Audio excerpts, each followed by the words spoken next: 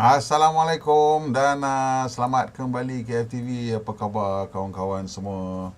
Jadi dalam minggu lepas saya duk cerita pasal ada seorang TikToker lah, duk cakap kata EV hater lah basically. Dia kata bodoh lah kalau kau percaya pasal kereta elektrik ni. Oi, kereta elektrik ni lagi kotor pada kereta biasa, kau tak tahu ke? Dia cakap pasal kereta elektrik ni bateri dia tu kan ada macam-macam bahan-bahan kotor dalam tu.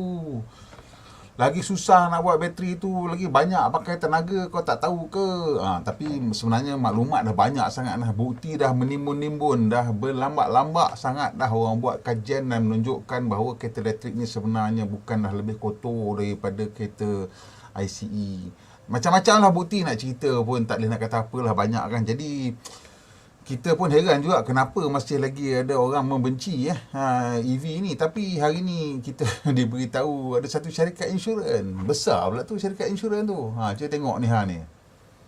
Nampak Ni bukan kata, ini kalau yang katalah kau tengok cerita ni yang ini kan.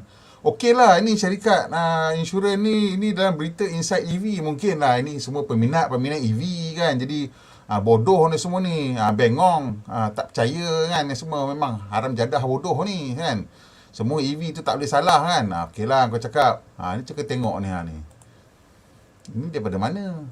Insurance Business Mag. Cuba tengok ni. Shock as AXA Insurance. Siapa kenal nama syarikat ni? Bukan aku cakap ni Insurance Business Mag. Bukan kita cerita Inside EV, tak. Bukan Inside EV je saya cakap. Bukan Electrek aja, bukan Tesla Rati aja. Tech Time cakap. Tasmanian aja. Ini semua cerita-cerita kereta EV lah. Ini semua peminat-peminat EV kan. Tapi ni ini Insurance Business Max ni cakap. Nampak ni.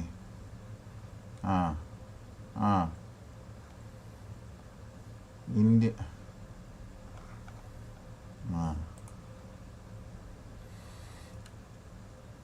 AXA staged a public crash test of a Tesla to demonstrate the risk of battery fire.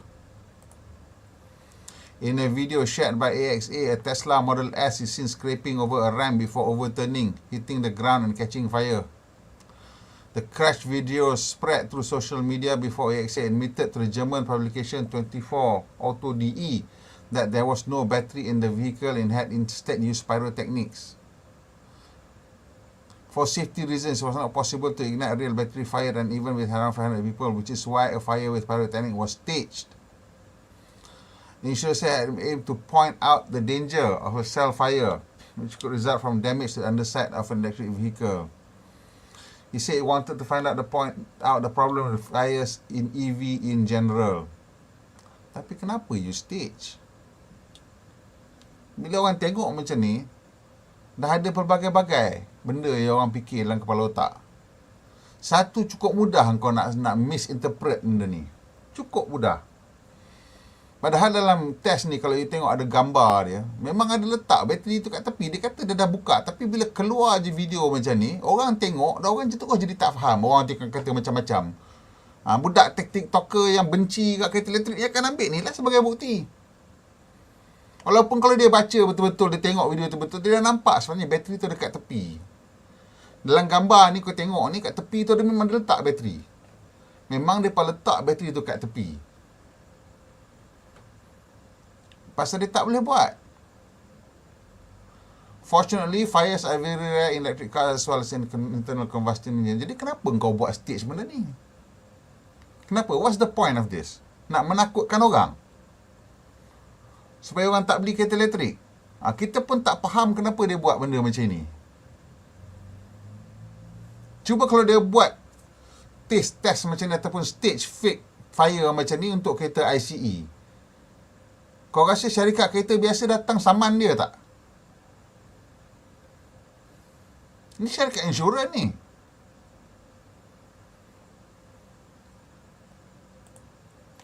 AXA got on to update the press release with further information about the car that had no battery in it. But not until after Auto DE had reached out. Nampak tu?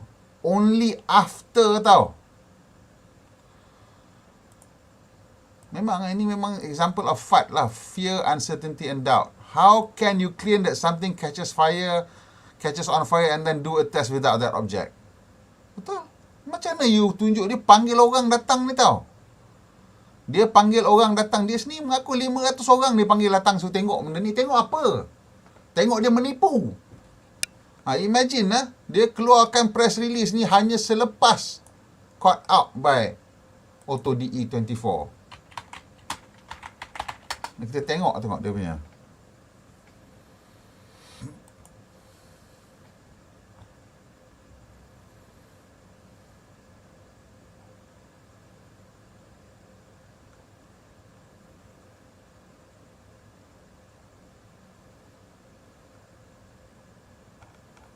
Macam mana nak percaya syarikat macam ni? Boleh percaya ke syarikat macam ni? Boleh percaya dia nak awak nak ambil insurans dengan dia ke? Dia menipu terang-terang macam tu je.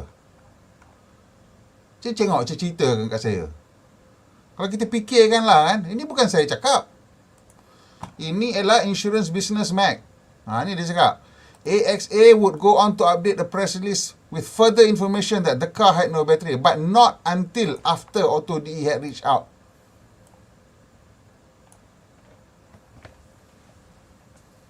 Macam mana? What is the point of this? Ini dah satu ujian tu misleading. Misleading test. Kita orang nak cerita ASEAN NCAP, Euro NCAP. Semua test tu orang buat dulu. Sorok-sorok tak cerita kat orang dulu sampai kita dah faham apa keputusan test ni. Kita buat frontal impact, offset frontal, side impact, pole impact, rollover impact, macam-macam orang test. Selagi dia tak faham, orang test kereta crash test dia sejak tahun 1960-an yang paling awal. Bila masuk 70-an tu dia macam technical sikit lah, dah mula more scientific sikit lah. 80-an tu dah memang data driven sangat-sangat. Lepas tu baru orang start tunjuk. Bila dia dah langgar tu dia boleh cerita kenapa, apa berlaku, baru orang share. Ini tengok ni apa ni. Kalau nak faham kenapa berlaku lagi orang membohong pasal EV ni? Ni tengok ni. Ini syarikat insurans.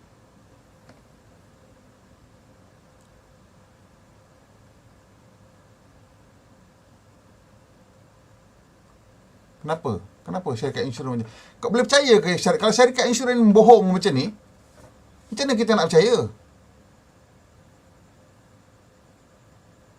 Tak tahu lah saya nak cakap. Tapi ini memang satu berita yang tak pernah lagi kita nampak. Sebelum ni ada orang bohong. Ini nama Dawn Project. Ini memang ahli politik.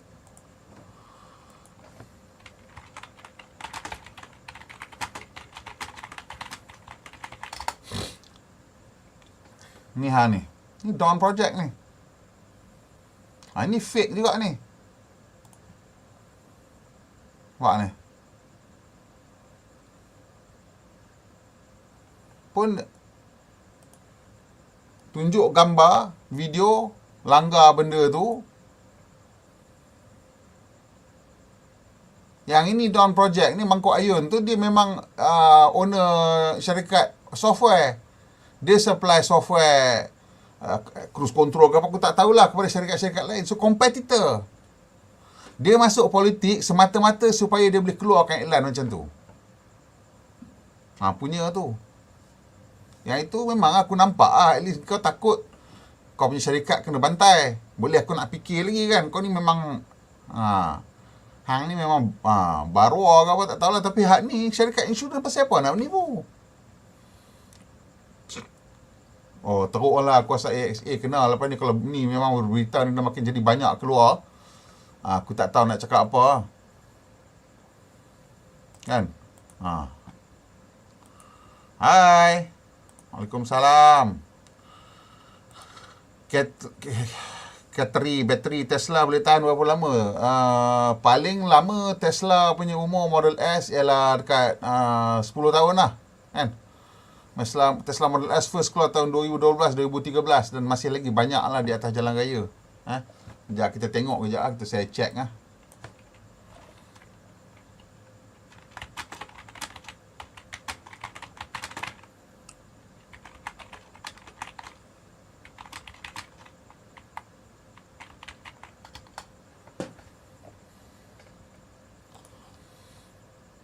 Tesla, according to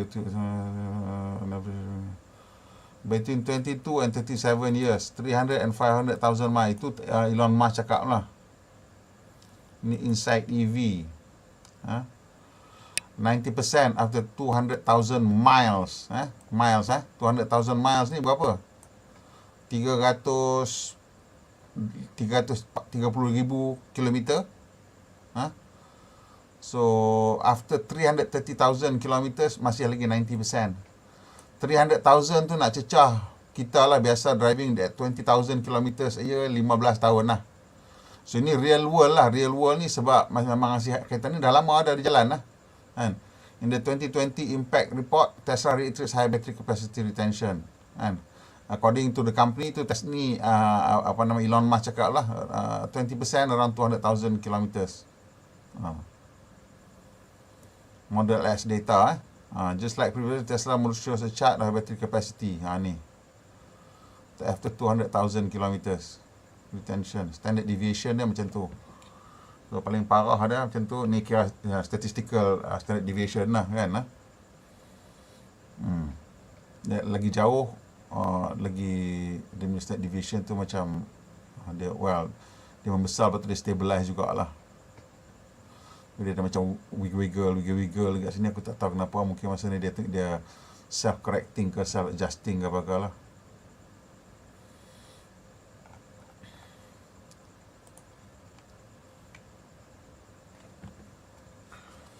Anyway, kita ada seorang kawan yang Presiden My EV Owners Club. Kereta dia lepas, kereta dia dah 5 tahun lebih. Masih lagi tinggi lah, 80 lebih peratus lah, tak silap saya. State of health tu masih lagi cantik lah kan. Tak ada isu apa kan. Memang masih lagi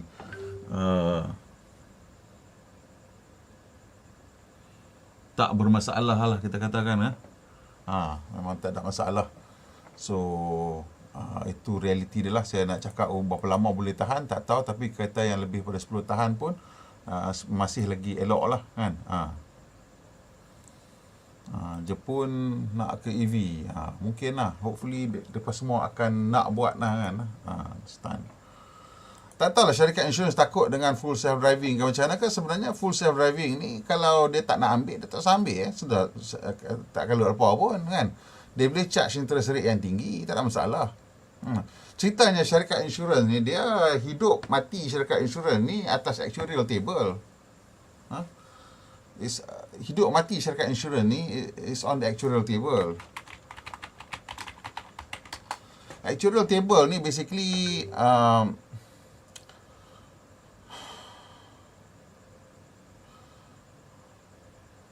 is a table drawn up by actuarial scientists lah. Basically dia ada macam set of probabilities of everything lah kat dalam tu. Ni untuk life insurance probability of death at 0 macam ni. Probability of death at 1 macam ni. Dia ni lah. Bergerak. Wah. That's the spread. Wah.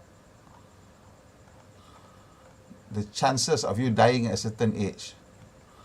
Life expectancy, death probability, number of lives, is that lah kan. Life expectancy male and female. Laki life expectancy is 76.2, female at 81.2. At umur baru beranak lah kan. Lepas tu dia menurun. Bila umur 88 tahun, hang expectancy hang ada 4 tahun lebih lah. Kalau hang perempuan dah 5 tahun lebih. Sebab apa? Ni tadi ni nampak ni. Nampak? Kan?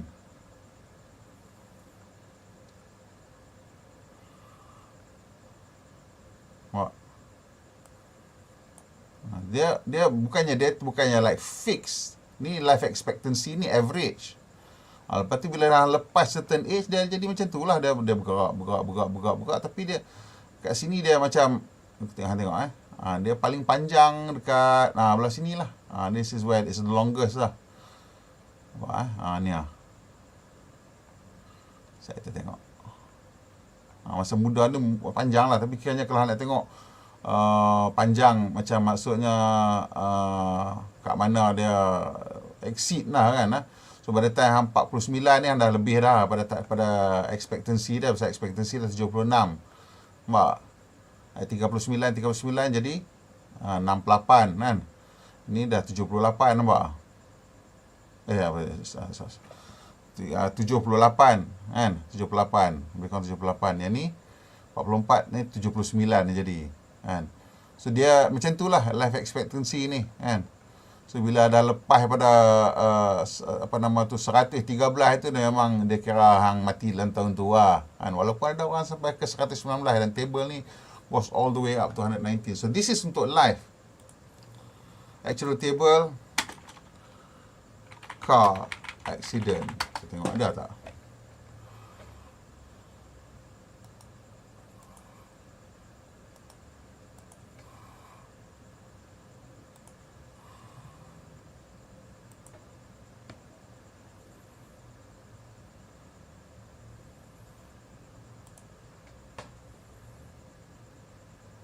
Ni saya tengok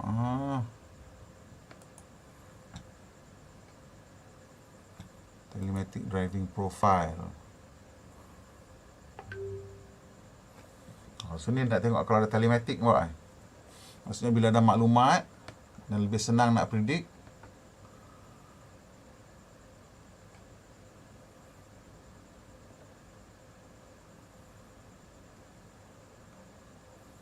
Dan dia boleh adjust dia harga. So aku tunjuk ni bukan pasal apa. The reason ini telematic ni aku baru tersampak tadi kan sambil-sambil kita duduk sembang kan. Okay, so ceritanya actuarial table ni basically dia lagi banyak maklumat, lagi tepat lah actuarial table. Itu je cerita dia. Jadi untuk syarikat insurans sebenarnya bila ada full self driving ataupun automated car, dia lagi banyak maklumat sebab kereta tu dia kena sentiasa berkomunikasi. Jadi kita lebih tahu sebenarnya risiko kemalangan tu macam mana dia berlaku. Lebih susah nak menipu bila Tesla accident dengan kita nak menipu bila kereta lain lah yang tak ada that kind of connectivity. Pasal lah ni hang tengok bila orang kata oh saya punya Tesla tadi saya tekan brake tapi dia pecut. Oi, iya ke? Sekali Tesla bawa turun lock dia. Pasal kereta tu simpan lock. Kereta lain simpan lock sebenarnya. Bila Toyota kena tuduh apa semua, melambat sikit lepas dia tak kena pi ke kereta tu ambil maklumat. Untuk Tesla, bila sesuatu berlaku, kereta tu hantar maklumat balik ke headquarters. Sebab headquarters nak proses maklumat tu. Pasal apa jadi macam tu? Macam mana boleh berlaku accident ni? Pasal the whole point of Tesla ni ialah dia nak buat kereta yang full self-driving. TNB punya EV taxi, tak tahu kereta apa. Tapi yang dia orang tunjuk hari tu ialah MG. Tapi MG tak ada di Malaysia. Dan harga dia mungkin dalam 1.7 macam tu. Between 150 to 170 tak silap saya lah. Ada kemungkinan dua kereta lah pada saya. MG itu possible. Dan yang keduanya ialah Aura, Cat. Dua possible option lah sekarang ni yang saya nampak. Also possible Hyundai Kona yang bateri 50 kW punya, pasal yang tu pun lebih kurang 150,000. So saya nampak ada tiga kereta tu lah running in contention untuk kereta elektrik taxi yang TNB nak perkenalkan. Yang Kona tu dah memang ada dia punya distributor kat sini. Great Wall pun memang ada distributor kat sini sudah. Cuma yang MG yang dia tunjuk tu tak ada distributor. Tapi MG tu dibina di Thailand. Dan kalau mereka beli di Thailand buat masuk pun boleh. Sebab katanya memang kerajaan akan bagi kebenaran lah sekarang untuk bawa masuk kereta daripada Thailand. Untuk kereta elektrik ni lah terutamanya. Kerana sekarang ni ada isu tak cukup kereta elektrik yang mampu milik ataupun tak ada kereta elektrik yang mampu milik. Dan benda ni menjadi isu kepada pihak kerajaan sebab rakyat dah mula marah. Mula bertanya, kenapa tak ada kereta elektrik untuk yang mampu milik untuk kita beli? Sebab kereta elektrik ni kita dah mula faham. Tak kira lah TikToker kata kita bodoh ke apa ke, kita tetap dah nampak. Pasal maklumat dah banyak bahawa sebenarnya kereta elektrik ni dia lebih murah untuk kita operate. Maksudnya bil tenaga dia lebih rendah, kos tenaga untuk kereta elektrik ni lebih rendah, dan kos selenggara juga dah lebih rendah. Jadi bila kos tenaga dan kos selenggara lebih murah, apa ceritanya yang kita nak pergi beli kereta ICE lagi? Mungkin buat masa kita tak boleh beli kereta ICE untuk kegunaan sentiasa. Maksudnya untuk balik kampung tak boleh. Hanya boleh guna dalam pekan lah. Kalau kita beli kereta ICE sekarang, boleh balik kampung boleh, pergi pekan, masuk pekan boleh. Tapi bila kita tengok balik, kita fikir balik, kita di pekan, ramai orang ada apa? Sama ada kita ada kereta kecil satu untuk ulang alik dalam pekan, ataupun kita ada motor. Ramai orang pergi kerja naik motor, sebab bukan dia suka sangat naik motor. Leceh, hujan, apa bagai sama nenek. Dan bahaya lagi. Tapi tu dia, kenapa orang pakai motor? Sebab yang menjimatkan kos. Ramai je, kita pun ada kawan-kawan, adik-beradik, pakcik, makcik kita yang memang ada motor untuk ulang alik kerja. Kereta ada, tak pakai. Kereta simpan. Untuk ulang alik kerja, pakai motor. Kecuali hari hujan, dia bawa keluar kereta. Kalau tidak, lepas dia naik motor. Kalau hang pergi naik motor sorang-sorang, hujan pun nanti redah juga. Pakai baju hujan, redah. Kita simpan di rumah ataupun orang rumah pakai. Dia kerja dekat rumah mungkin, kita kerja jauh sikit, kita naik motor. Sebab nak jimat duit, kos pengangkutan tu adalah satu elemen kos yang besar dalam kita punya kos rumah tangga kita. Bayang nak beli kereta tu satu kos yang tinggi. Bukan kereta tu kita main boleh beli ikut suka hari-hari. Dah, kita kena merancang nak beli kereta tu. Jadi kereta ni sebab satu, kita nak beli, kadang-kadang mungkin kita, katalah hang ada duit 50,000 nak beli kereta. Katalah, ataupun hang ada duit 80,000 nak beli kereta. Lah ni hang boleh beli dengan 50,000 tu, pilih untuk beli MyV, ataupun boleh beli Honda City second hand, hang umur 3 tahun, 4 tahun mungkin. Ataupun hang boleh beli BMW 7 Series yang umur 10 tahun. Mana yang paling likely hang akan beli? Hang takkan beli 7 Series tu kecuali hang memang gila BMW. Dan kereta tu kalau hang nak pakai hari-hari, hang tak beli 7 Series lah. Kan? Kata hang boleh beli 3 Series lah yang umur 15 tahun. 7 Series umur 20 tahun. 3 Series umur 15 tahun, harga 50,000. Hang ada nak beli satu kereta je. Hang beli kereta tu ke? Aku rasa tak. So pilihan dia ialah kereta yang kita agak selesa, saiz dia mungkin sesuai dengan keluarga kita, dan yang paling penting kos lenggara tu, dan juga kos operasi. Terus ramai orang beli Prodo MyV, ramai orang beli Proton Saga. Bukan kereta tu yang terbaik yang mereka teringin, tak. Sebab itulah yang terbaik dengan keadaan kita. Bayangkan ada satu produk yang akan boleh menawarkan kos lenggara yang lebih rendah dan kos tenaga yang lebih rendah. Hang tak mau ke?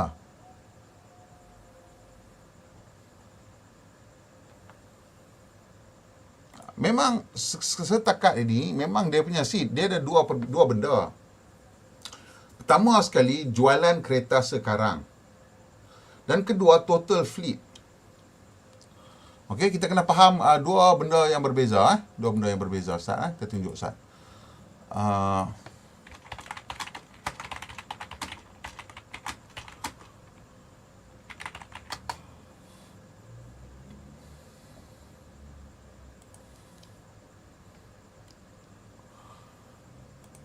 So, dipercayai dalam dunia ada 1.4 bilion kereta motor vehicle.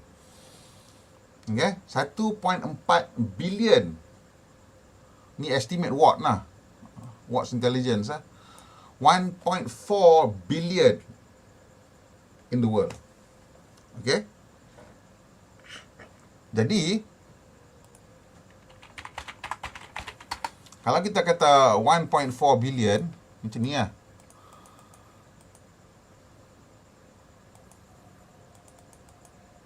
Kita kali dengan 0.05, nampak ah? 7 juta.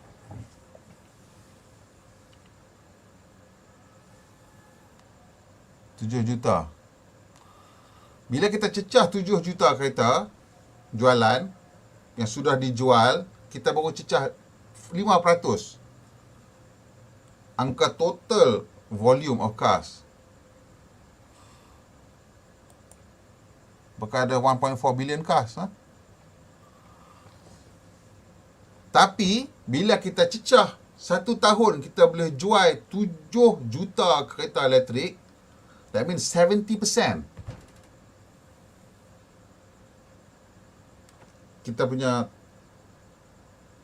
total car sale of that year, pasal kita assume 100 juta lah. This is what current numbers lah. Tapi of course, kereta dah hit dia punya peak dah, dia akan turun. Sekarang kita at about 70 million. Tapi tak apa, kita use 100 million lah, senang nampak cerita. So when we achieve 70,000 or 7 million cars a year jualan, dan ni kita memerlukan 20 tahun untuk tukar semua fleet kereta dalam dunia ni jadi kereta elektrik. So di Eropah, bila you kata dah hanya 5% pembeli yang menggunakan kereta elektrik sekarang, daripada total fleet of cars dekat Eropah tu, sekarang ni yang dah ditukar kepada elektrik ialah sekian jumlah. Dan di Eropah, pasal dia orang punya EV sales, kita kena tengok ni lah. EV sales .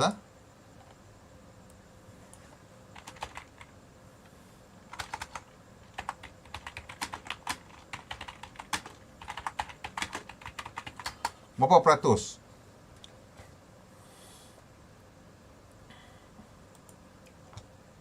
19% in July. Global electric car sales up 61%. Global up 61% to 41% share. Global China sales up to 28%. Europe down to 19% in July. So that's the total volume in July tau. Maksudnya kalau mereka jual 1 juta kereta, 190,000 adalah kereta elektrik. Di dunia pula, kalau dijual 1 juta kereta, 140,000 ialah elektrik. Di China, kalau 1 juta kereta, 280,000 kereta elektrik. Highest sale ialah ni, 162,000 satu bulan.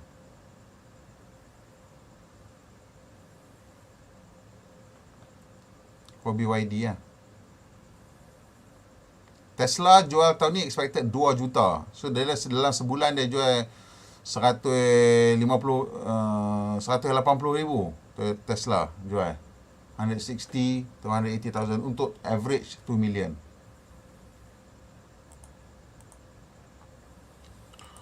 Proton ni saya punya tekaan lah. Dia akan pergi hybrid dululah. So saya rasa dua kereta yang nak main tu dia akan bawa masuk hybrid dulu. Dia sama strategi saya rasa macam mana Pro 2 buat. Pro 2 buat masuk Activa hybrid dulu kan. Saya rasa Proton pun akan buat benda sama. Pasal dia dua benda lah. Dia buat selari. Untuk Pro 2 dia tak buat selari lah. Yang saya nampak dia buat Activa dulu. Faham Activa, lepas tu main kereta elektrik lah. Tapi untuk Proton dia buat selari kuasa.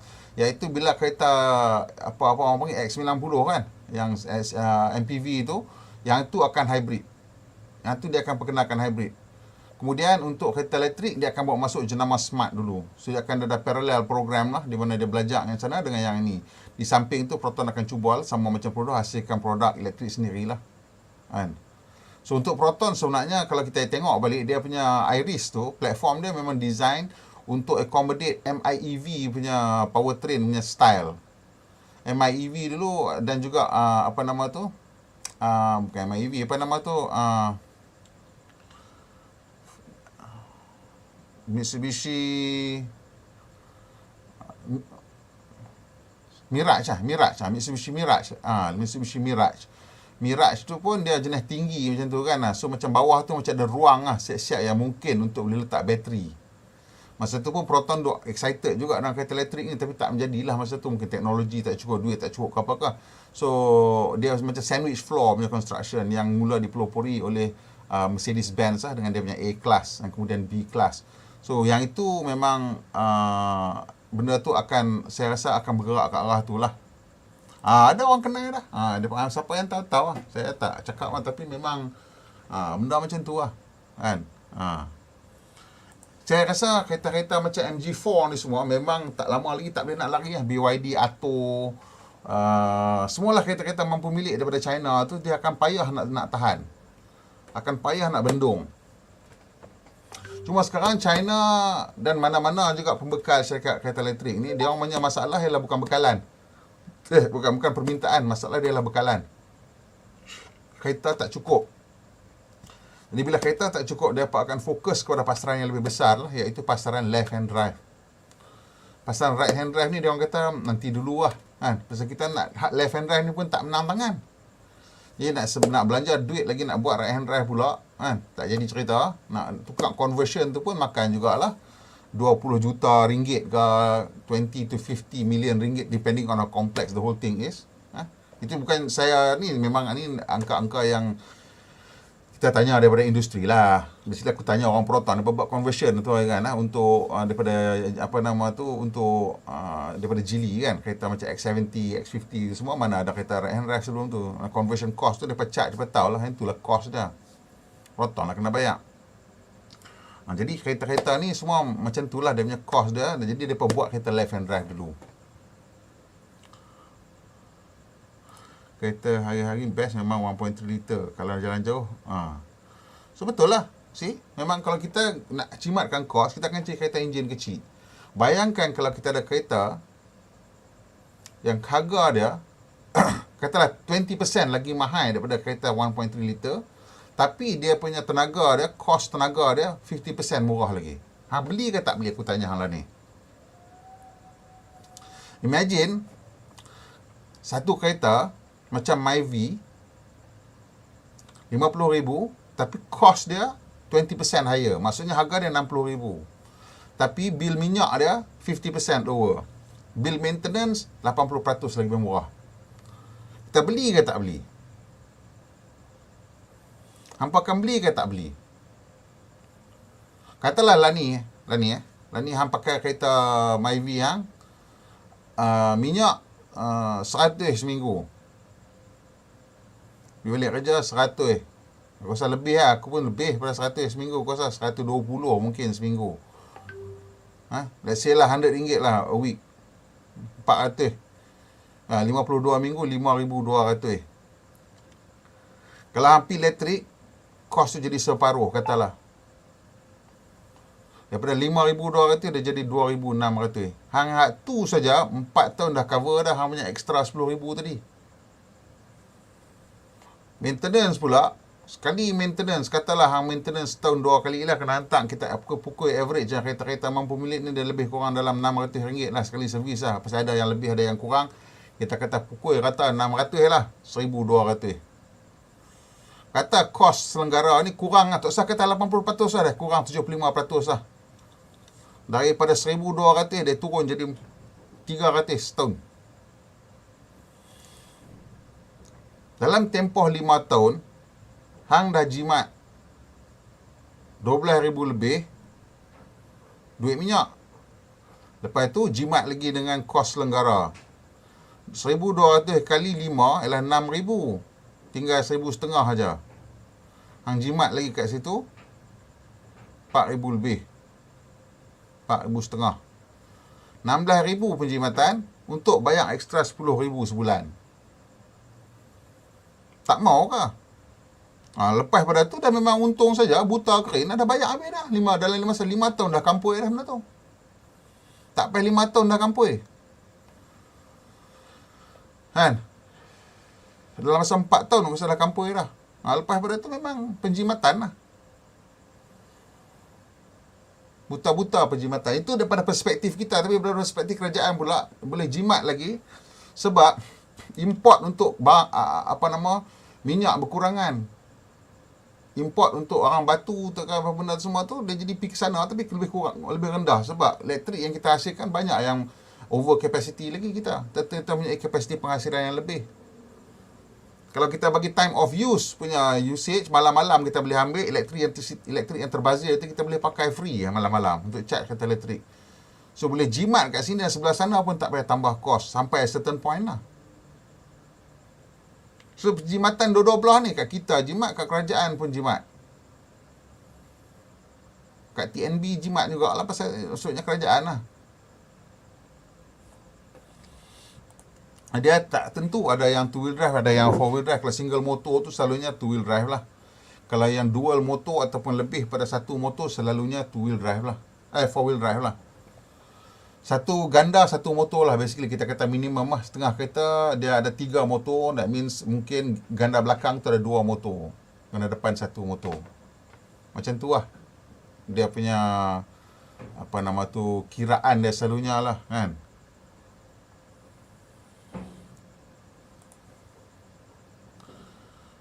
Pulau Redang dengan Pulau Perhentian memang boleh sangat lah pulau. Tapi saya rasa yang lebih bijak lagi ialah Pulau Langkawi. Kita jadikan pulau tenaga hijau, di mana kat atas tu tak boleh ada dah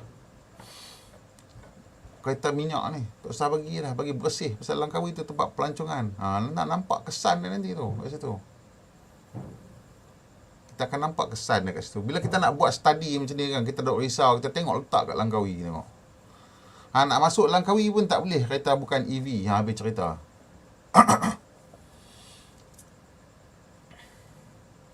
Buat macam tu tengok. Van dengan lori Langkawi pun suruh tukar, convert pergi jadi EV.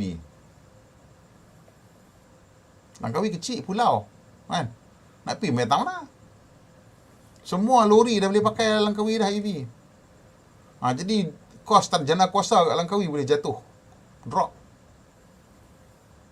Bagi dia time of use punya charge waktu malam. Pandai mereka nanti. Pandailah mereka nanti kumpul bateri ke apa ke. Mereka nanti fikir sendiri. Benda tu kita memerlukan guideline yang sesuai dengan apa yang kita sasarkan. Cuma kita kena jaga benda-benda macam ni ya. Ni cerita bohong macam ni memang cukup bahaya.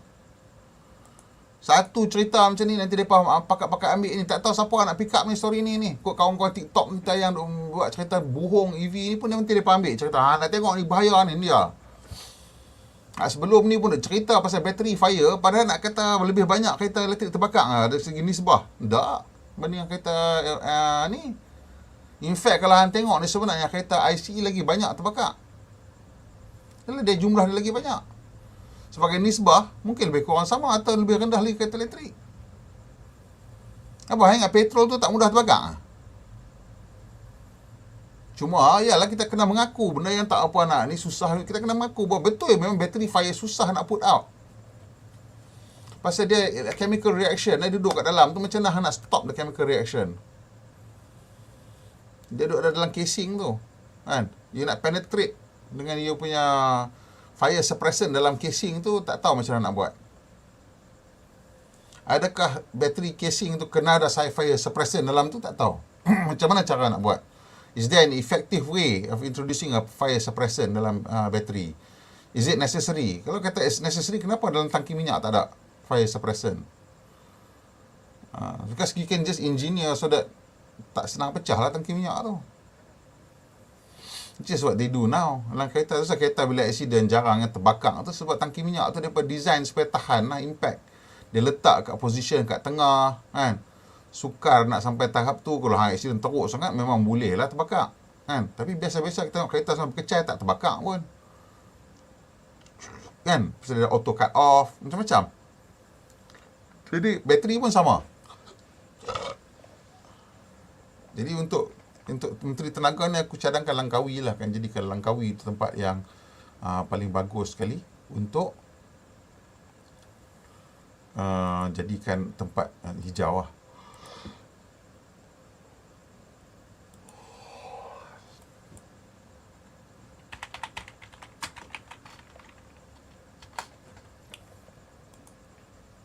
Kita tengok sikit berita-berita. Tengok ni berita nombor 1 lah.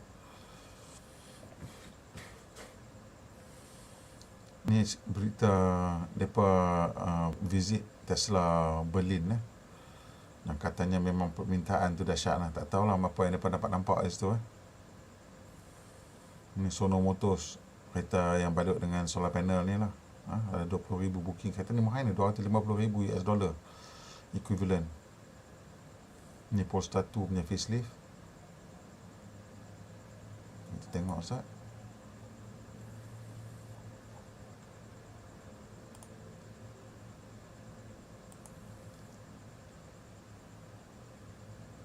Nampak grill kot. Grill berbeza sikit kot. Lampu depan, rim, tepi nampak sama je. Belakang pun nampak macam lebih kurang lah. Mungkin beza sikit kat bumper, kat lampu tu lah. grill depan aku mungkin ada perbezaan sikit. Kat reka bentuk grill depan tu. Other than that, nampak macam lebih kurang sama.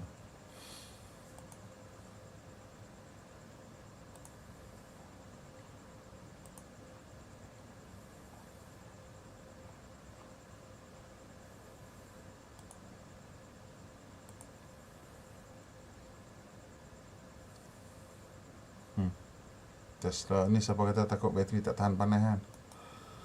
Dapat test di sini ya. Ada buat test baru ni di Dubai.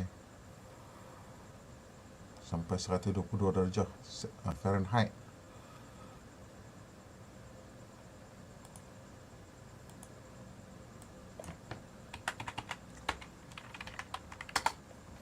-50 darjah Celsius. Panas sungguh ya. Extreme durability testing.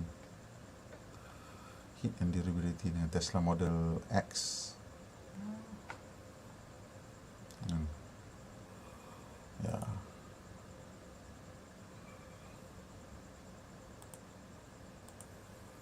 Ni cerita Toyota nak invest.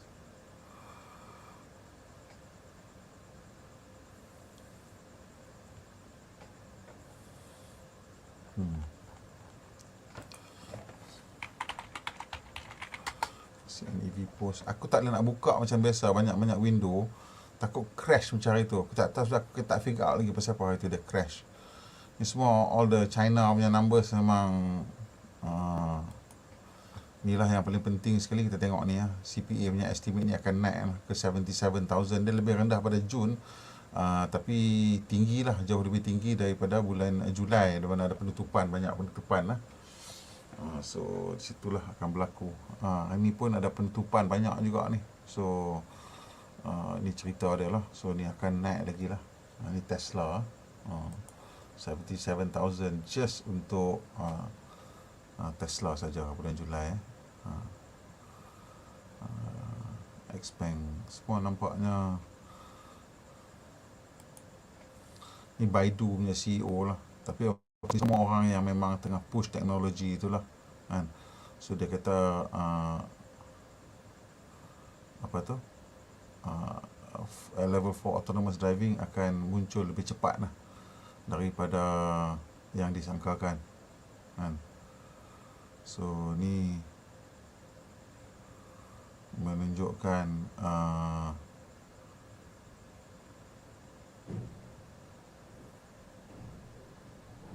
dia dapat punya ujian-ujian apa semua lah. Menunjukkan akan lebih banyak lah kan.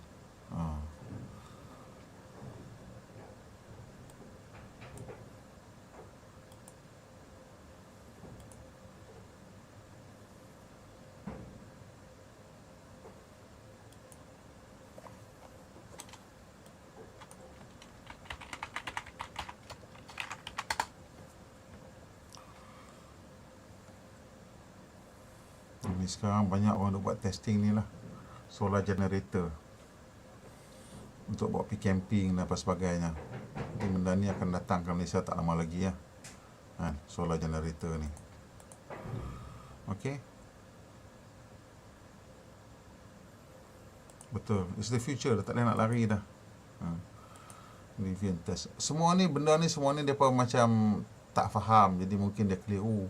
Saya tak kisah bila orang tak faham, tapi saya rasa tak patut bila kita menyebarkan berita palsu lah kan. Bila kita kata orang bodoh, kita kata ni semua tak betul walaupun banyak maklumat. Jadi tak elok sangat lah. So benda ni kita kena fikirkan secara rasional lah. Dia punya kelebihan dia banyak. Mungkinlah kita kata aku tak sukalah kereta elektrik tak ada bunyi. Okay, fine. Nak kata macam mana tak suka tak ada bunyi kan. Mungkin hang tak suka makan keju. So what? Mungkin hang tak suka makan durian. Tak usah makan. Setengah orang tak suka makan udang. Tak usah makan. Ada yang tak suka makan kambing, tak tahu bau busuk dia kata. Tak usah makan. Kan? Tapi nak kata kambing tu, wah, tidak bagus untuk kesihatan. Itu membohong aja jadinya. Kan? Jadi ni saya cerita hari ni yang saya terkejut yang ni, yang memang terkejut sungguh hari ni. Jadi memang tak tahu nak kata apa.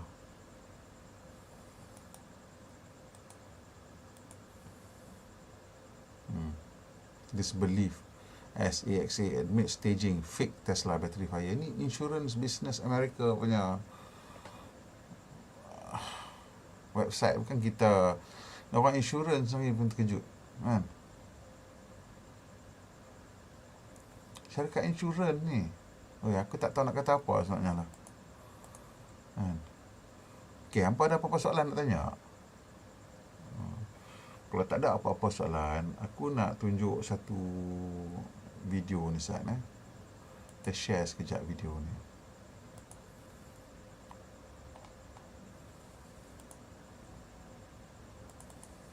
Ni ialah video Achievements Elon Musk. need no introduction. The founder, the CEO, and the chief engineer at SpaceX. Yes, I am talking about you. The CEO and the product architect of... So video ni memang best sebab dia ditanya bermacam-macam soalan dan jawapan dia tu, kita tengok tu kita jadi kagum dengan dia punya jawapan. Sebab jawapan dia bukan jawapan konvensional. Setengah jawapan tu kita tak expect daripada seorang yang konon-kononnya kata, oh ni memang EV. Dia bukan masalah EV, dia masalah benda yang lebih besar lagi, tentang fakta yang kita tengok ni. Tesla, Kita tengok angel sama-sama. investor, a disruptor. He's also a man who's had some very interesting things to say on the theme of this conference, on trust. He's described himself as being obsessed with truth. He believes in sunlight being the great disinfectant. Elon Musk, please do join me.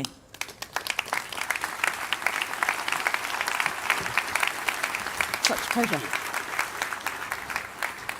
Oh. So, Glad welcome. to be here. Hello, everyone. Let me start. Tell us how you think about trust. Well, I believe in trust and transparency and the pursuit of truth in general. But I mean, first, let me just take a moment to say thank you for inviting me, and it's an incredible honor to be here. I love Norway, and I just want to thank the leaders and the people of Norway for their long-standing support of electric vehicles and sustainable energy. And I just want the people of Norway to know that, hey, you really made a difference. And so I thank you. Well, thank you for joining us. But I'm still going to come back to the question. Tell me, how do you think about trust? Well, I think there's, that's really quite a philosophical question. It is. And one could wax on at length about that. I guess, we're talking about Twitter. I was told that's the one topic I'm not to talk about, so I'm going to avoid it. No, they both start with a T, I suppose. Well, I mean, I do think that with respect to information, generally people want to know that the information that they're receiving is accurate, that it is representative of the full picture, and they want to be able to believe what they read and not feel that it's overly biased, or at least understand the nature of the bias. So I think one of the key things to trust is transparency. Ini memang memang dia punya nombor satu dia ialah transparency of facts lah, fakta. Fakta tu ialah satu patutnya benda yang memang kita boleh check lah, periksa dan pastikan ianya betul atau tak betul lah. Fakta bukan pendapat lah maksudnya. If there's like a social media company or something, to understand what the algorithm is, so to open source the algorithm so people can look at it and critique it, and it's not a black box. And then if there are any modifications done by people at that social media company, that they're clear and, again, transparent, and so it's not hidden. And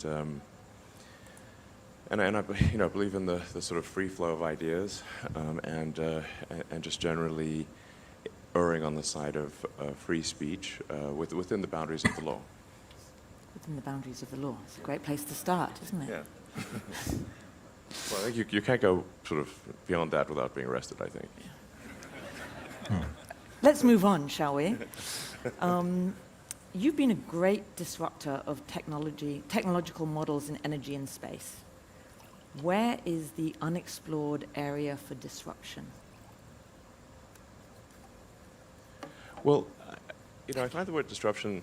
I don't aim to just. Just Models notice in something. energy Dia and tuang space. ayat untuk host dulu, baru dia Where tuang ayat is untuk the dia. unexplored area for disruption?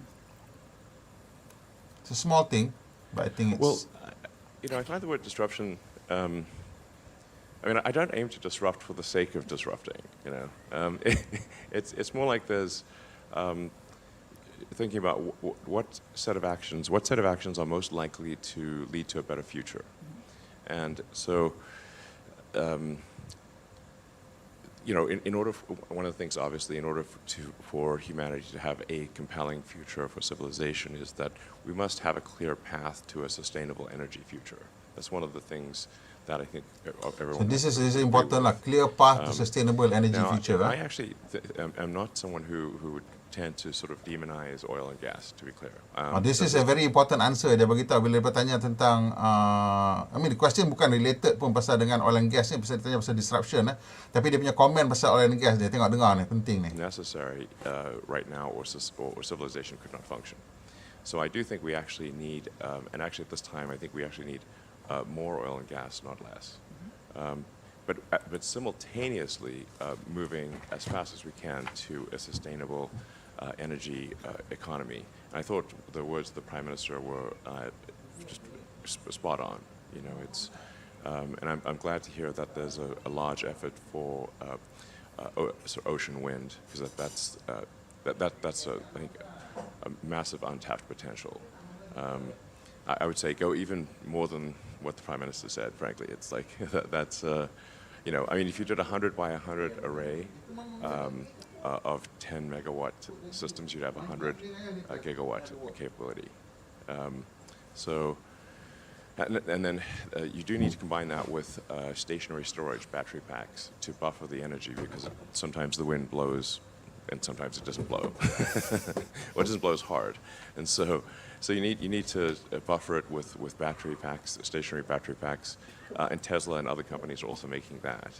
So that the sort of the three pillars of a sustainable energy future are sustainable energy generation, which is hydro, geothermal, wind, solar.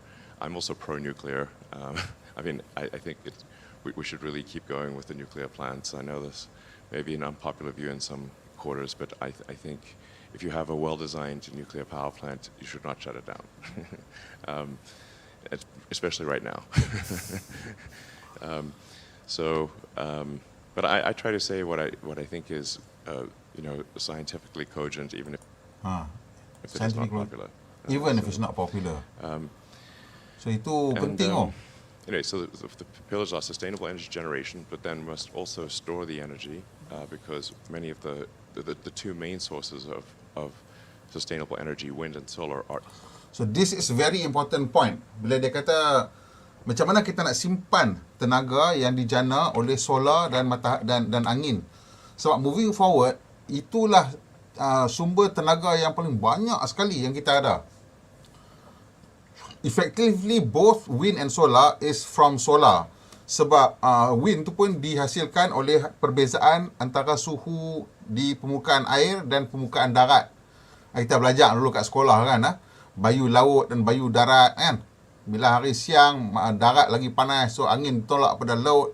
Bila waktu malam, dia ni cepat sejuk sana dan nanti angin bertolak terbalik pula. So angin ni basically is satu benda yang memang dihasilkan oleh matahari jugalah. Tapi basically apa yang dia katakan ialah untuk kita berganjak kepada sumber tenaga yang renewable ni, iaitu yang paling banyak sekali ialah matahari dan angin. Kita memang kena ada bateri. Bateri ialah kunci di masa depan. Terpaksa saya nak sebut kat Malaysia ni kita kena ada kilang bateri. Kita kena panggil pelaburan untuk bateri. Sangat pun dia tak tahu. Saya cannot be overstated. The importance of bateri ni moving forward cannot be overstated. Bateri is the new oil. Cuma beza bateri dengan oil ialah, yes, bateri ni dia boleh recycle. Mungkin kos menghasilkan bateri itu adalah lebih tinggi daripada mungkin kos menghasilkan minyak buat masa sekarang. Tapi berapa liter minyak per bateri nak kena ganti, kira aku tak tahu. Dia punya kira dia macam mana, campur dengan karbon, campur dengan apa bagai semua. Tapi bateri ni yang pentingnya dia punya bahan-bahan dalam dia boleh recycle, boleh kitar semula. Minyak dah bakar, tak boleh kitar semula. Macam kita dengar terus. Intermittent. The wind doesn't always blow, the sun doesn't always shine, so you must. Anyway, so the pillars are sustainable energy generation, but then must also store the energy because many of the two main sources of sustainable energy, wind and solar, are intermittent. The wind doesn't always blow, the sun doesn't always shine, so you must buffer the energy in stationary battery packs. And then the third element, obviously, is electric vehicles. So electric cars, trucks, aircraft, boats, with the ironic exception of rockets.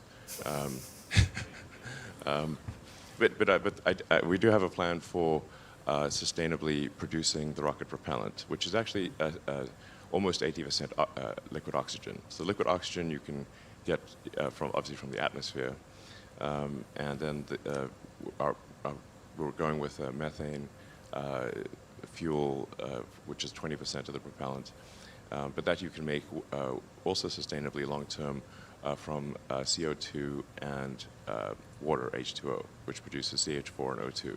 So that's the sort of sustainable long-term path for rocket propellant generation. And that's how it would have to be done on Mars, for example. So not electrifying quite yet.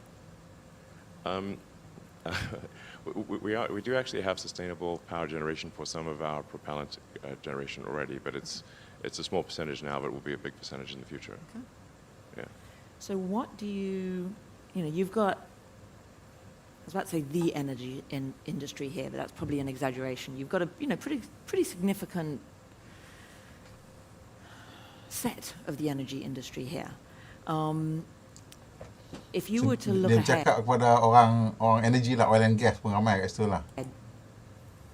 5, 10, 15 years, what is the disruption going to look like in the energy industry?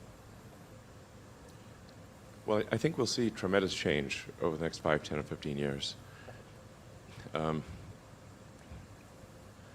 would say, like, if you say by 2030, I would say probably half of all new cars made will be electric. 2030, half of all new cars. That's my guess, yeah. By 2035, it might be 80% or something like that. So 2030 50%, 2035 80%. Ini memang statistik yang digunakan oleh ramai orang lah sekarang. Mula-mula dulu orang tak percaya cakap macam ni. Dulu people used to say 2040 50%, tapi dia dah memang konsisten lama, dia kata 2030 50%.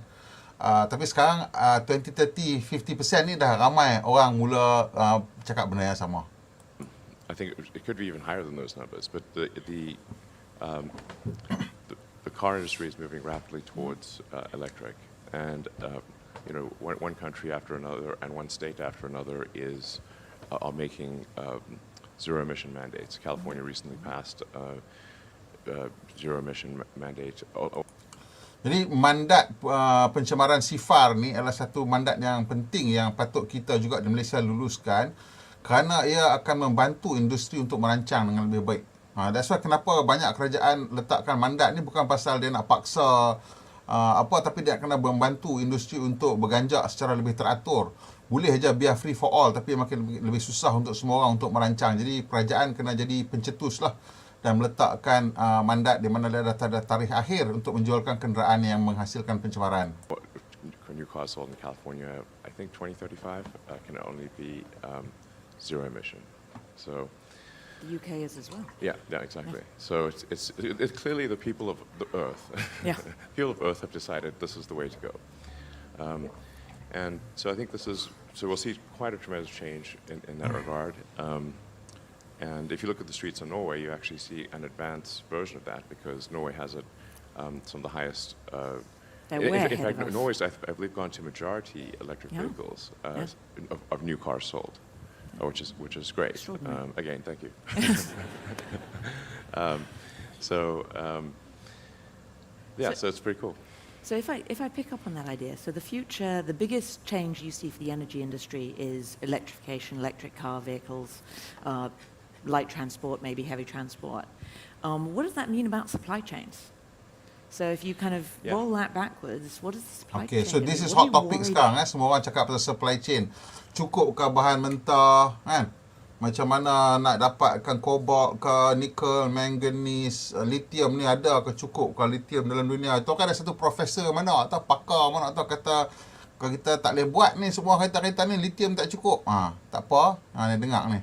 about if we're going to meet that rise? Yeah, so the interesting thing is that you say like, well, Malaysia sebenarnya kita tengah usahakan. Benda ni tengah pihak kerajaan pun tengah memikirkan macam mana nak buat benda ni. Tarikh akhir tu bila. Mereka juga memerlukan input daripada industri. Jadi industri kena ambil bahagian dalam benda ni. Proses ni kalau tidak, pihak kerajaan akan terpaksa take the lead dan tentukan tarikh tersebut tanpa input pada industri. Tapi saya rasa industri akan bagi input lah. Pasal tak mungkin kerajaan akan buat keputusan tanpa input daripada industri lah.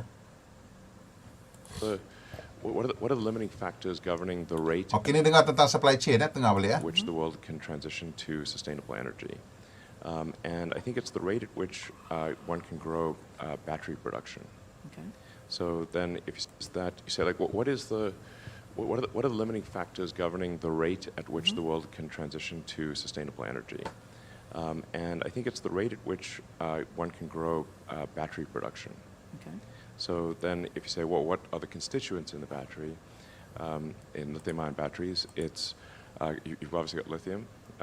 You've got a cathode, which is the main cathode materials are going to be a metal, and that's nickel, manganese, and iron. And on the anode side, it's primarily carbon, graphite. So in a sense, you're sequestering a little bit of carbon in the battery, and with some silicon added for energy density on the anode side. And then there's the electrolyte and whatnot. So the main limitation is actually not that these metals are exceptionally rare, but that there's a tremendous amount of processing equipment to take the ore and turn it into battery grade materials. Okey, so dia punya masalah dia bukan bekalan, tapi ialah pemprosesan atau menghasilkan elemen pada kadar ketulinan yang tinggi yang sesuai untuk kegunaan bateri. So bukan elemen tu tak ada, cuma nak kena daripada kita keluar pada tanah, dia bagai bijih dia tu nak kena perhalusi dan tingkatkan ketulinan dia sampai akhirnya sesuai untuk digunakan dalam bateri. The battery grade anode and cathode have to be extremely pure in order for the battery to last for a long time. And so it's sort of processing of those elements. And I'm sort of writing this sort of master plan part 3, which is what are the steps needed to scale sustainable energy. So dia punya master plan part 3 dia. Maksudnya memang Tesla punya master plan dia ada part 1, part 2, part 3. Basically macam mana nak mempercepatkan anjakan kita ke sustainable energy. And again, what are the limiting factors and how can we potentially accelerate these? So hopefully finish that in a month or two. So do you want to give us a preview? What are the gating functions, if you will, that we need to get over? What are the big steps? Well, the materials that I mentioned are really essential. So it's generation, it's processing. Yes, there's not a raw material constraint. So there's actually a tremendous amount of lithium. Lithium's almost everywhere. It's one of the most common elements on Earth. So is iron, and so is carbon. And then on the iron, So you tengok kat sini sebenarnya orang kata kejadian bumi ni dah perfect lah. Benda yang paling banyak tu lah benda yang paling sesuai kita gunakan untuk kita punya kehidupan harian. Macam ni contoh pun dia kata lithium tu banyak. Sebenarnya lithium tu banyak. It's a very common element. Iron is a very common element. Silica is also a very common element. Carbon is also a very common element. Cuma yang macam dia punya orang panggil catalyst naknya booster dia tu lah. Nickel, manganese kan, cobalt, yang itu yang tak apa banyak sangat, tapi memang benda tu digunakan dalam jumlah yang kecil pun. Combine phosphorus, so it's iron phosphate. So that'll probably be the biggest chemistry that's used. So it's not so much the raw materials as it is converting the raw materials into the highly purified form that can be used in batteries. And so that's a tremendous amount of processing needs to happen for that. At the sort of scale that is currently, comparable to the world oil and gas industry. So the scale is just tremendous. So this is all happening, and it's happening fast. So dia kata kena alamak. Years will it take us, and are there actions we can at the sort of scale that is currently, comparable to the world oil and gas industry. So dia kata skala dia kena sama macam oil and gas sekarang lah, basically kan. So the scale is just tremendous. So this is all happening, and it's happening fast. It's just a question of what can we do to potentially accelerate that and make it go even faster. So it's all happening. It's just a question of when. And are you going to give us the answer to that? What can we do to accelerate it to make it happen even faster? If we're going to be 50% new electric vehicles sold in 8 years, you said? I think that's actually where we're trending. Okay. Even if we just keep doing the things we're currently doing. Okay. Yeah. So it's pretty you don't pretty see good. you don't see a limiting function at the moment. No, I don't see a limiting function. It's really just how. So this is interesting sebab semua orang duk nampak masalah bekalan lah. Toyota kata tak boleh, bekalan tak cukup, bekalan lithium tak cukup. Macam-macam lah semua orang cakap. GM pun kata bekalan, Ford kata bekalan, semua orang kata bekalan. Tapi sebenarnya masalah tu bukan bekalan. Masalah tu ialah perancangan. Bukannya masalah bekalan. Bila Tesla merancang untuk menjual 20 juta kereta menjelang 2030, dia merancang ke arah itu. Tapi kalau orang lain tidak merancang ke arah itu, atas sebab-sebab masing-masing lah. Kemungkinan syarikat-syarikat yang sedia ada tu, dia nak merlahankan proses anjakan ni sebab dia masih ada banyak pelaburan-pelaburan dalam teknologi yang sedia ada yang belum habis lagi diambil balik pelaburan tu. Belum dapat balik, belum recover balik pelaburan tu. How many years will it take us, and are there actions what actions can we take to have it be faster? And it's going to be increasing the rate at which we can convert the ore into battery-grade materials. That will set the rate at which we can build electric vehicles and stationary battery packs to capture solar and wind. Okay. So benda tu dia bukannya macam satu benda yang tak masuk akal, susah nak fikir ke apakah. So basically untuk Tesla sasarannya ialah 3 terawatt. Bateri menjelang 2020. Pasal itu dia nak hasilkan kereta dan juga stationary battery pack. Jadi kalau dia nak hasilkan 3 terawatt hour of battery setahun, berapa banyak nikel diperlukan, berapa banyak lithium diperlukan, berapa banyak iron diperlukan, berapa banyak phosphorus diperlukan, semua tu boleh dikira. Sebab dia dah tahu resepi dia apa. Kan? Macam nak masak nasi biryani, yang dah tahu dah resepi. Nak masak untuk 100 orang pun hang reti, nak masak untuk 1000 orang pun hang tahu banyak bahan dah, tinggal nak pergi beli je. Kan? Dan kalau kita dah merancang untuk masak sekian banyak pada tahun 2030, kita dah tahu lah tiap-tiap tahun nak kena beli berapa banyak. Kan? So dia memang masalahnya tu. Kata masalahnya bukan bekalan tu tak ada, tapi masalahnya ialah perancangan. So this is all, basically what I'm saying is this is an optimistic and positive message. And I'm not suggesting at all complacency, but just saying that things are moving in a good direction. But obviously if we can make them go even faster, that's better. And a lot of this happens in China, right? At the moment, today. So, Yes. yes. So you said last year that you thought trust in China would improve post-COVID. So do you think that's happened? Do you see China as an investment opportunity today? Well, Tesla is actually investing in production in China. So we have a large factory in Shanghai, and we are continuing to expand output and invest in that factory. But we're also investing in Europe with our factory just outside of Berlin, and in the US with our new Soalan pelik sikit lah, tapi tak apa. factory just outside of Austin. Okay. So, and we hope to announce a location for another gigafactory perhaps later this year. So we're going as fast as we can, and I've always said that I would say, like, when you look at Tesla, the fundamental good that Tesla does, I think it's not measured by profit, but rather by how many years will Tesla have accelerated the transition to sustainable energy. See, this is yang membuatkan ramai orang suka kat dia. Pasal dia punya target dia bukan profit sebenarnya. Profit tu like a byproduct. Target dia adalah how quickly can we accelerate the transition. This is how I think, I would say, like when you look at Tesla, the fundamental good that Tesla does, I think it's not measured by profit, but rather by how many years will Tesla have accelerated the transition to sustainable energy. This is how I think This is one your should look measure at. of success. Yes, yes, yes. And? I think we have accelerated it to some degree already. You know, I think if it wasn't for Tesla, the car industry would have transitioned to EVs much later. So Exponential curve or straight line? it is somewhat of, it is an exponential curve, yes. Okay. You know, you're making me use my chemistry and my maths, which Yeah. I haven't done in Yeah, a few decades. Most people don't know what an exponential curve means, but it's a I think most goes people like in this room. Maybe this room, yes, yes. This room, they know. Yeah. Yes, Yeah. yes. Yeah, I thought so. What about a logarithmic curve? Now that's optimistic. No, well, yeah. Can you do it? No, well, I think the things are improving exponentially with respect to sustainable energy. So, Okay. But if we can make it go faster, all the better. So how do we go from exponential to logarithmic?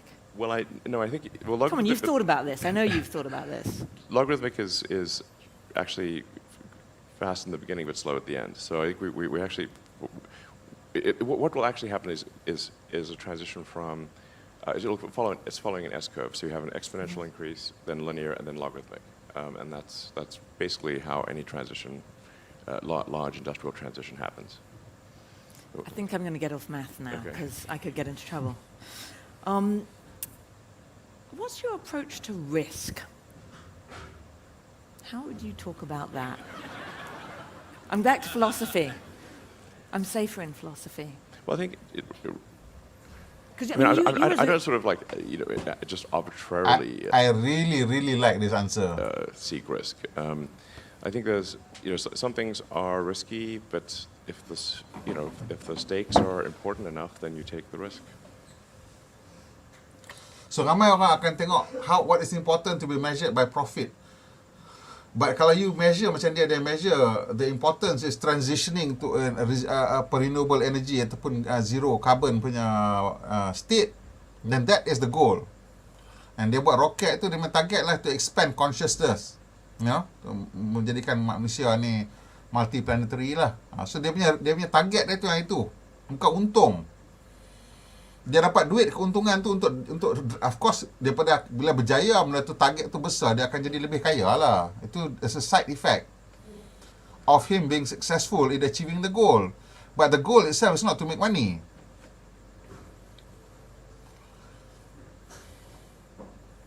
You know? And aku memang percayalah dia punya goal bukan untuk buat duit, dia punya goal adalah untuk achieve some level state of science fiction yang dia rasa dalam kepala otak dia boleh buat. You know? Kita kecil-kecil pun kita nak imagine macam mana agaknya kalau dia boleh buat, so dia buat. Kita tak ada keupayaan nak buat, dia ada keupayaan jadi dia buat. And today the stakes are important enough. Yes, I mean the stakes are very extremely important, very fundamental to the future. Yes. Because I'm guessing, I don't know everybody in this room, but my guess is that you take significantly more risk than possibly anybody in this room, but certainly more than 95% of the people in this room. What allows you to take those risks? Are you faster? Are you smarter? Do you think differently? What do you do differently that allows you to do something that most people here, smart as they are, can't do? Well, I think there's probably a lot of people in this room that do take a lot of risks, but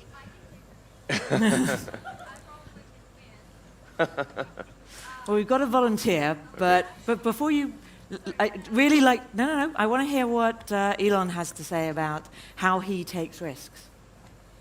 anyway, I literally just try to use a scientific method, frankly, and consider the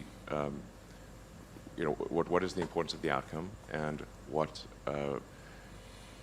is one risking in order to achieve that outcome, But like I said, if the outcome is important enough, even if the probability of success is low, one must, I think, still do it. In my view, some things are very important, and in order to have a good future, and if we don't do them, well, then we're in big trouble. And so, then how much of a risk really is it? Because if we don't take those actions, we won't have a good future. And I think the riskiest thing would be no action. So it's almost as though it's really not a risk, it's not a choice at all. Not really. Yeah. So this is an interesting answer sebab hari tu kita ada satu video dekat YouTube di mana dia buat interview seorang bekas pekerja Tesla dan jawapan dia sebiji sama macam ni. Iaitu maksudnya bila kita kira balik, pasal orang kata Elon Musk ni berani dia ambil risiko tapi sebenarnya bila dia tengok, bila kita kira betul-betul dia punya keadaan sekarang dan apa benda yang akan berlaku di masa depan, dia sebenarnya tak ada pilihan. Itulah satu-satunya cara untuk kita bergerak ke depan. So it's not about berani, but because there's no choice. That is the only possible path of action. Okay. I think it's wonderful that you... How much of a risk really is it? Because if we don't take those actions, we won't have a good future. And I think the riskiest thing would be no action. So it's almost as though it's really not a risk, it's not a choice at all. Not really. Yeah. Okay. I think it's wonderful that you can change the world. Because you really can change the world, and you have. You have the ability to do what, in many cases, not even governments can do. I mean, as I was doing a little bit of research for this panel, one of the data points that I saw is you were able to turn on, if you will, the internet in Ukraine in just 4 hours. What kind of responsibility do you feel as a corporate leader you have? Itu memang menggerunkan banyak kerajaan lah. They will lose control. Dan aku percaya kat Malaysia pun, TM Telekom Malaysia duk tengok dia pun pening kepala. Macam mana nak buat?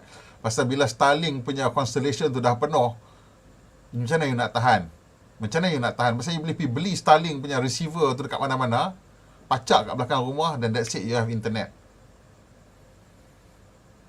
Macam mana nak halang? Tu lah cerita dia. When you have that kind of power, how do you think Well, about I that? think it was a bit longer than 4 days, but it was about 4 hours, about 4 days, I think. But we did well. We did have some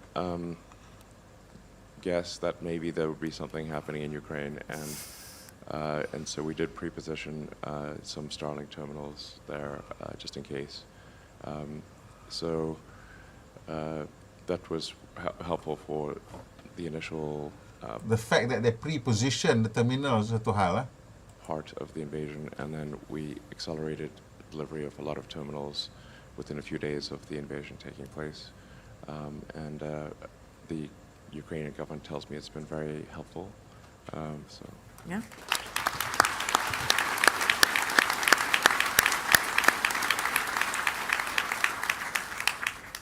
Forethought is the answer, perhaps. I mean, forethought and just moving quickly, decisively. So I do hope some peace can be achieved in Ukraine and Russia. That's I do think some thought should be given to what's the end game there, and I think the end game will require some compromise on the part of both parties. You've said that what you're solving at Tesla is an AI problem, not This is an interesting question again. a transportation problem. And you talk about the next big disruption being AI. What can AI do to help combat climate change, particularly in this period, the short-term period as we're transitioning? Well, Tesla's goal from when we started it has always been to accelerate sustainability. So that is still our primary goal by far. We have a secondary goal, which is to solve at least real-world intelligence as it applies to self-driving cars, and then potentially, with humanoid robots. But it's. So Tesla is in part an AI company, and increasingly an AI company, but is still primarily a sustainable energy company. So it's not a car company. It's a sustainable energy company and an AI company. Okay? So kalau yalah, memanglah dia produce kereta, tapi dia produce kereta tu untuk accelerate transition to sustainable energy. I think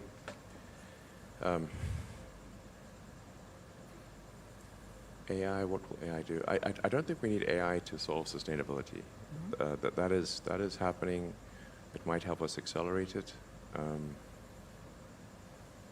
But I think we should also be cautious about AI and just make sure that Dia memang ulang banyak kali lah cautious about AI ni. as we develop AI, that it is, doesn't get out of control, and that the AI helps make the future better for humanity. And that's something I know you're working quite a lot on. I think we should be more worried about AI safety than we currently are. Yeah. Especially, the future wars are really going to be, and we're seeing a taste of that in Ukraine, very much drone wars. Mm-hmm. Mm-hmm. So if your drones are better than their drones, then you win, basically, is what will happen. Thus has it always been. No, that's going to be, it hasn't been that, but it will. It will be. Final question, we've just got a minute. What keeps you up at night and what are you doing about it?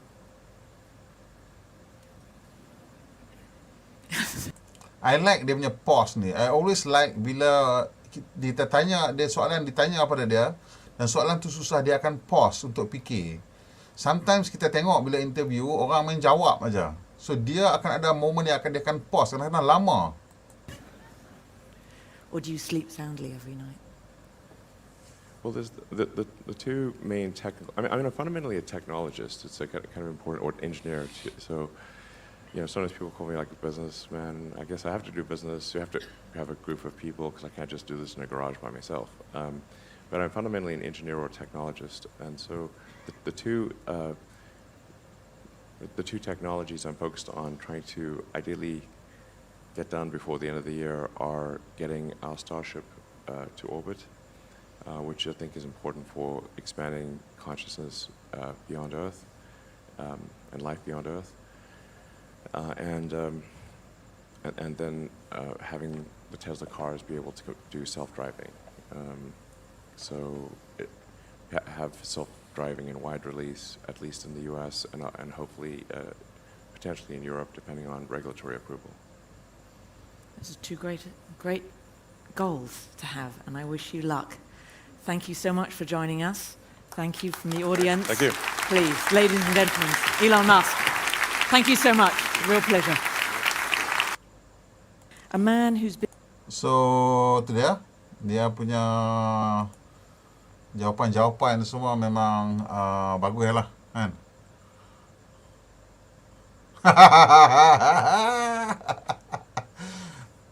Itu dia punya reality dah, itulah. Betul lah Hari Dato'. Orang dah fikir 10-100 langkah ke depan. Dan kita masih lagi di takuk yang sangat jauh di ke belakang. Kadang-kadang okey lah if we are behind, let's say in terms of the physical development tu satu hal. But kita ni bukan saja behind dari segi physical development, tapi also in our thinking. Itu yang menakutkan sebenarnya, yang paling menakutkan ialah kita behind in our thinking. That we are behind in physical development, aku tak risau sangat pasal benda tu kadang-kadang maybe it's not as important. For example, kalau kita tengok katalah Singapore, Singapore dia tak ada like major industry ke apa benda ke yang macam, tapi dia punya thinking dia so far ahead in terms of, pasal dia tahu dia kecil, jadi dia fokus apa? Dia fokus on financial services, because that generates the most kind of profit from a small population base. So you spend more time thinking. Kita kat Malaysia, kita small population base. So kita mungkin tak boleh jadi the best ataupun the biggest in terms of manufacturing, but we certainly can sit down and spend more time thinking. That's why the country yang kecil macam kita ni, especially country yang kita punya kelebihan kita ialah kita multicultural. Kita ada pelbagai tradisi pemikiran.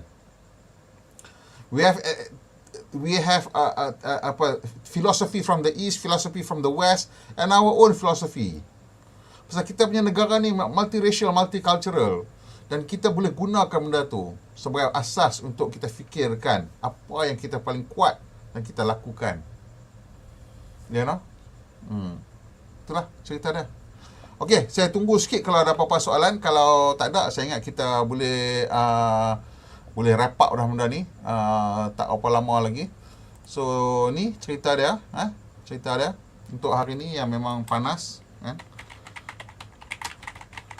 Dan ini adalah berita electric cars. Surprising history of how electric cars have played the long game and won. Mereka dah kata and won already dah. Ni dah ada macam tak tahu nak cakap apa. Tak menang lagi pun orang dah kata menang dah. Kan?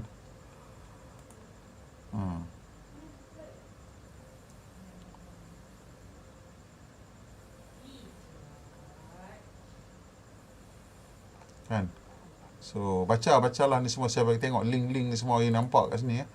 Boleh pause, tengok dan pasang. Tengok dengan link ni semua. Ni satu lagi conversion, ni satu cerita yang sangat penting. Ini conversion ni yang sangat penting. So, ini kita kena betul-betul fikirkan lah.